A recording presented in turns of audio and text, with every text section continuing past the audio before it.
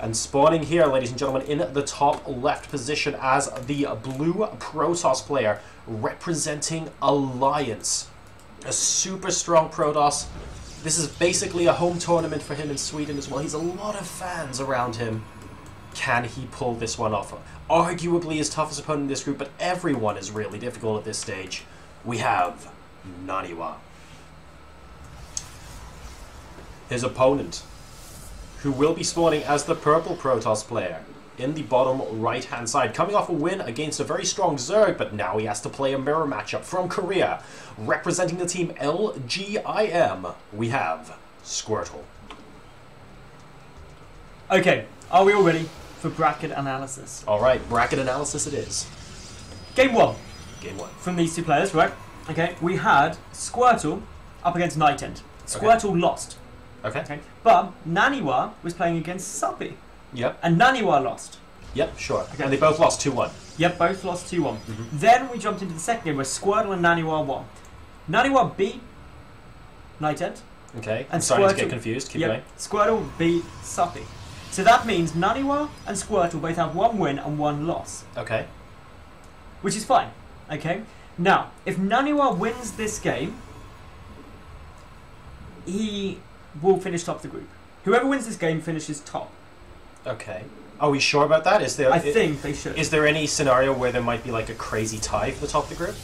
I don't think it can be a crazy tie for the top of the group. Because Suppy also is Yeah, one of because the Suppy's ones, now right? playing against Nightend. And I think that's the one that's important. Okay. If Suppy wins that, things get pretty crazy. Basically, it comes down to the result of these two matches is who actually goes through. And basically, NaNiwa, whoever wins this, I believe, is pretty safe. Okay. Whoever wins this. So basically, it looks like one of these players is going through. Whether or not it's in first position remains to be seen, because Yep. it depends on the result of the other game. But this series is absolutely vital to who progresses through the second group stage. And such good players. The fact that this is coming down in the second group stage of 3 medals, I think really shows people just how unbelievably strong this tournament is. This isn't the latter stage. This could easily be a quarter or a semi-final. And guess what, guys? It's happening in the second group stage out of 3. So that's pretty awesome. It is really awesome. Now, in terms of openings from these two, for the moment, from Squirtle, he's just getting up his second gateway there. So is NaNiwa, though. Both players got their mothership cores out. Both players running off 2 gas. Very similar. They're within 1 supply of each other. It's nothing crazy occurring yet. Their warp gate techs are basically bang on the exact same time. But here is the first deviation. But only by a few seconds. Squirtle, he's going for that Twilight Council as well. Going Blink on this map is brilliant because there's so much cliff area into the main that you can utilise. Well, it looks like so far we have more or less identical builds from our players. Now, note that initially they got a Stalker out each, and we see a little bit of variation here in that we see a Sentry coming out from Squirtle, but no Sentry is on the field for NaNiwa. Otherwise, though, very, very small differences, and we can see both players using their Stalkers and their Probes just to non-stop scout around the map at the moment to look for any potential proxy pylon locations. Both of these players are incredibly safe right now, trying to make sure that there isn't some crazy early game aggression, but there is going to be shortly. We see a Dark Shrine coming up from Squirtle immediately following the Twilight Council, and NaNiwa is going to be using this Twilight Council to go for Blink. Of course, with Blink coming out, there's no robotics facility, no forge for a cannon or anything like that, and what you've got to be really cautious about is, well, what comes down is that there's ZTs. There's no detection there for NaNiwa, and that's something that he's really got to think about in the very near future. And the Mothership Core Harass is coming in from Squirtle right now. Not able to kill off any probes just yet, and there is actually a Stalker there that might actually be able to pick off this Mothership Core entirely. Mass recall having to be used there. Sorry for the overlay screw up there just now, guys. Had to switch it back. Hopefully you didn't miss too much. Mothership Core was recalled, and we even have NaNiwa's Mothership Core repelled from inside the main base. But it saw the Dark Shrine. It did see the Dark and Shrine. that's I think why that's very important. Really important, because now the robotic facility started. The Observer should be out just about in time, or at least not terribly bad. Is there any sentries out for NaNiwa at the moment? I don't think that there isn't. There's a single sentry on the map, and it was Squirtle. So Squirtle's going to be able to force field off the main route. Clearly from experience, DT versus DT kind of games. And, well, it looks like that DT versus DT stuff might actually happen here as NaNiwa goes for a Dark Shrine of his own. But as things stand, that force field is going to be really essential that I just heard go down at NaNiwa's ramp, because this just means that that DT can't come running up, which gives a bit more chance to get down the Observer. Both players are trying to get up their naturals. The Stalkers are now going to have to sit there. The force fields are going to have to keep coming down. The Observer should be getting corner boosted from NaNiwa now, which means he will have protection when this DT gets shut down. Yeah. Both players are in a pretty similar position now. Yeah, this is actually, for all the potential damage that DTs can do early game, this is actually going to be relatively even for our players and devoid of aggression, simply because the players are defending just as well as they're being aggressive right now. So DT not able to get any damage done from Squirtle. The Observer is out on the field right now. There's going to be a Dark Shrine of his own from NaNiwa soon. I wonder if Squirtle's going to be expecting that, because obviously his DT's hit an awful lot sooner. He has seen the Dark Shrine during building now, so he is getting ready. And, well, Mothership Core doing a little bit more damage, not very much. 3 workers have been killed this game though, which in a mirror matchup can be substantial moving on later. But we'll wait and see if NaNiwa's lost nothing though. He hasn't. At all. And that's actually something that's really quite important, because he's being indefinably more cost effective than his opponent. So if he keeps that up, he's definitely won. It's true. Divide by 0. Divide by 0.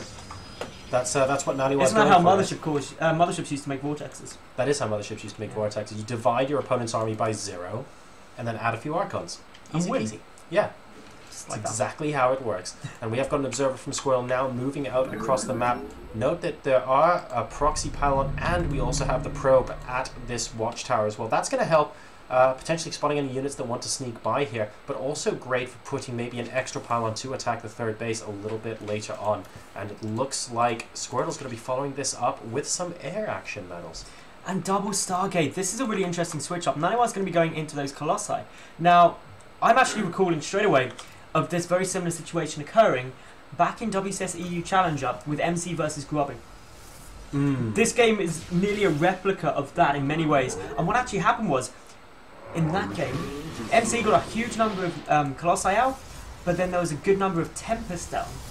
Yeah. For Grubby, and he annihilated the Colossus. Yeah, Tempest so good against those Colossi.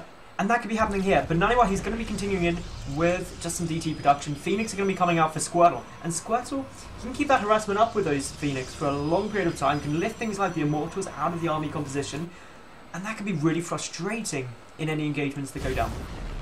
Forward pile now getting taken out from NaNiwa, who's decided that now would be a good time to start maneuvering across the map. Worth noting that NaNiwa hasn't actually made any Dark Templars since completing that Dark Shrine. He wants that there in case he sees any interesting opportunities to warp in some DCs as the game goes on. Not something he's looking to do at this very moment. 3 additional gateways going down for him as well, though, and they are about to complete. The forward pylon from him is going down quite close, I have to say, to Squirtle's base, and NaNiwa, with a slender lead in supply right now, is looking like he wants to put on the aggression. A lot of very beefy units in here as well. 3 Immortals and an Archon. That is no laughing matter. It isn't. There are some Void Rays trying to come out here for Squirtle behind him, but NaNiwa's already got quite a lot. Photon Overcharge being triggered really early. Kills the Observer. Is this going to prompt him to make a D2 to supplement this attack, I wonder? I saw them warping in. Here they come. 3 DTs are going to be making their forward. So smart. No detection. Oh no, this could be highly problematic. Look at that damage they're doing. This is a real nightmare right now for Squirtle, because he's got no detection out on the field at all. Detection. The Nexus Cannon is doing some nice bits of damage. The Void Ray is focusing a Sentry, which is less than ideal. Now trying to pick off some of the Stalkers, but things are looking really good for NaNiwa at the moment. He knocks out the natural. That is such a big win already. Even if he pulls back now, he is massively far ahead. Yep, the Nexus goes down. The Dark Templars are still trying to get a whole bunch of damage done. And look, we now have another Observer in production, but those DTs did so much damage. 3 kills on that DT, and I'm not going to find out how many the other ones got, because they are becoming an Archon right now. NaNiwa is pushing up the ramp. He's 81 to 62 supply. More units being warped in, but is it going to be enough? The Immortal might be able to take out some of these Stalkers, but it looks like the 2 Immortals plus the Void Ray might be enough. Ooh, has he overextended there? Great blink back from NaNiwa, immediately picking off the Void Ray. But he went straight into the line of those Immortals, but it's not going to be enough, and Squirtle GG's out. NaNiwa wins game number 1.